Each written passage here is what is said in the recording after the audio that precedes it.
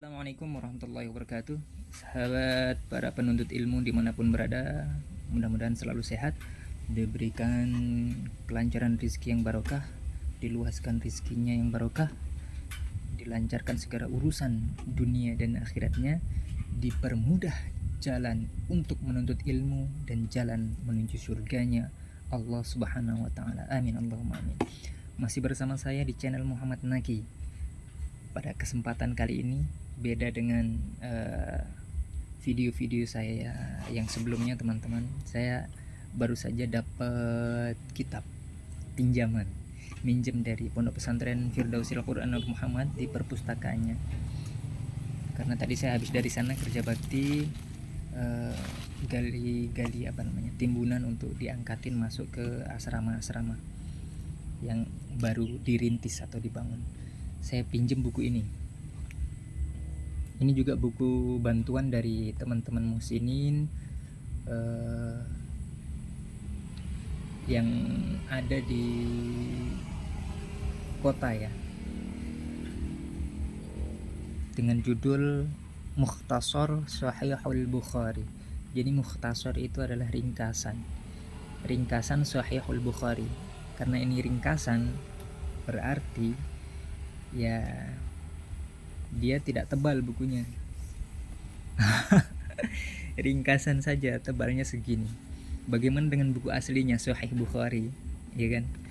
Dan alhamdulillah ringkasan ini adalah buku ringkas dan terjemahan dalam bahasa Indonesia, yang mana kita sebagai orang Indonesia ya sangat terbantu untuk bisa membaca dan belajar tentang hadis-hadis yang diriwayatkan oleh beliau Imam Bukhari. Mudah-mudahan jadi amal jariah buat beliau. Allahumma shalli ala sayyidina Muhammad wa ala ali sayyidina Muhammad. Kita doakan untuk semua yang berkontribusi dalam terbitnya buku ini, yang sudah meninggal maupun yang belum meninggal. Lahumul Fatihah. A'udzubillahi minasyaitonirrajim. Bismillahirrahmanirrahim. Alhamdulillahirabbil alamin arrahmanir rahim maliki yaumiddin. Iyyaka na'budu wa iyyaka nasta'in. Ihdinas siratal mustaqim. Siratal ladzina an'amta 'alaihim ghairil maghdubi 'alaihim waladdallin. Rabbighfirli wa liwalidayya wa lil mu'minina amin. Mudah-mudahan dibuka semua kemudahan. Amin Allahumma amin. Baik teman-teman, sebelumnya saya ingin sedikit mengupas profil dari buku ini. Penerbitnya adalah Jabal ya, Jabal, spesialis menerbitkan Al-Quran dan buku Islam klasik. Kalau teman-teman mau browsing atau searching www.penerbitjabal.com. Nah itu dia. Kemudian pengantar penerbit. Nah saya perlu membacakan tentang pengantar buku hadis Mukhtasar Sahihul Bukhari ini, supaya kita tahu bagaimana tujuan buku ini dibuat. Bismillahirrahmanirrahim ya. Segala puji bagi Allah Subhanahu wa taala yang telah memberi kita nikmat iman, nikmat Islam, dan nikmat sehat. Salam dan sholawat semoga tercurah kepada Nabi Muhammad SAW, keluarga, para sahabat, dan pengikutnya hingga akhir zaman. Amma ba'du. Hadis adalah sumber hukum bagi setiap muslim setelah Al-Quran, yang berasal dari Nabi Muhammad SAW berupa perkataan, perbuatan, atau persetujuan beliau terhadap perkataan atau perbuatan para sahabatnya yang ditujukan sebagai syariat bagi umat ini. Para ulama menafsirkan firman Allah, dan supaya mengajarkan kepada mereka Alkitab dan Al-Hikmah. Quran Surat Al-Baqarah ayat 129. Al-Hikmah dalam ayat ini adalah As-Sunnah seperti diterangkan oleh Imam Asy-Syafi'i. Setiap kata Al-Hikmah dalam Al-Quran yang dimaksud adalah As-Sunnah. Dengan kaidah ini, maka setiap muslim yang ingin mendalami Islam perlu menjadikan hadis sebagai rujukan utamanya. Kedudukan mempelajari hadis Nabi juga bernilai ibadah, sebagaimana perintah Allah dalam Al-Quran, sesungguhnya telah ada pada diri Rasulullah itu suri teladan yang baik bagimu, yaitu bagi orang-orang yang mengharap rahmat Allah dan kedatangan hari kiamat, dan dia banyak menyebut asma Allah. Quran Surat Al-Ahzab ayat 21. Sudah menjadi suatu kewajiban bagi setiap muslim memiliki kitab hadis, terutama Sahihul Bukhari dan Sahih Muslim, karena kedua kitab inilah yang telah diakui oleh banyak ulama tentang kesahihannya. Pada kitab asli Sahih Bukhari ada hadis yang diulang-ulang, ada hadis semakna yang tetap dicantumkan, juga sanad perawinya ditulis lengkap, membuat kitab Sahih Bukhari menjadi tebal.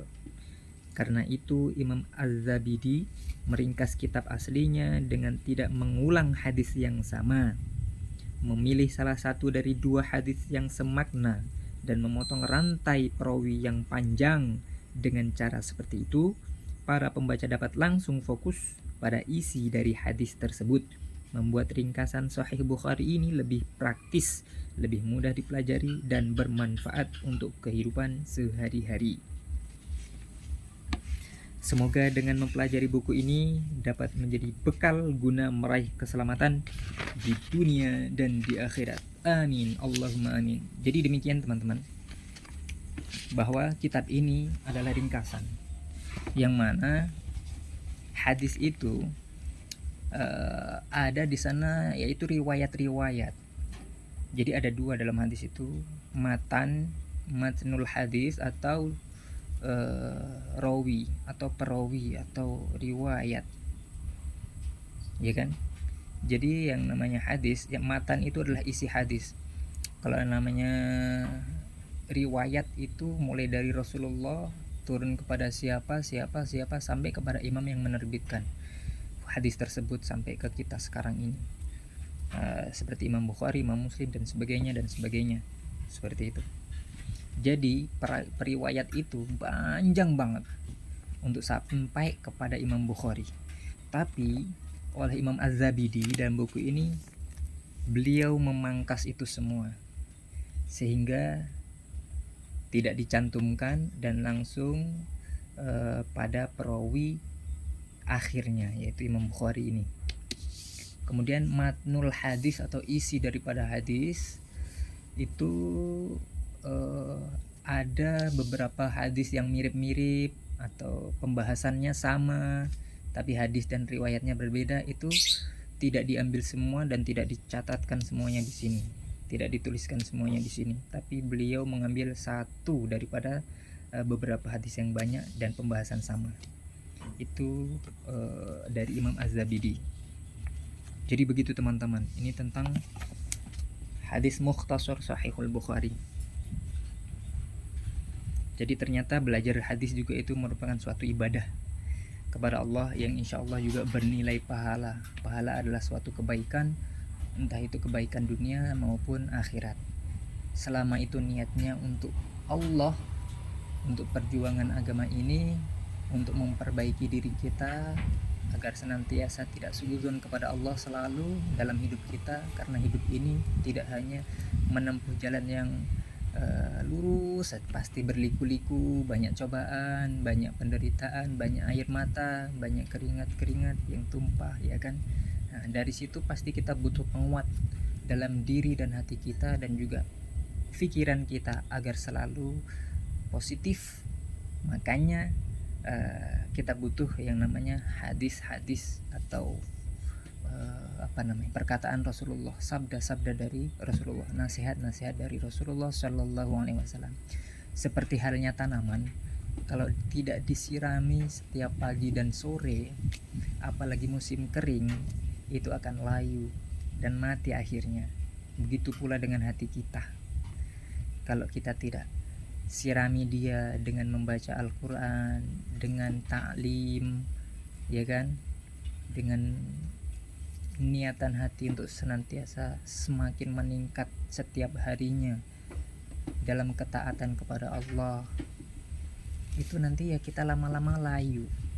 Kalau manusia Yang namanya manusia itu dilihat dari hatinya.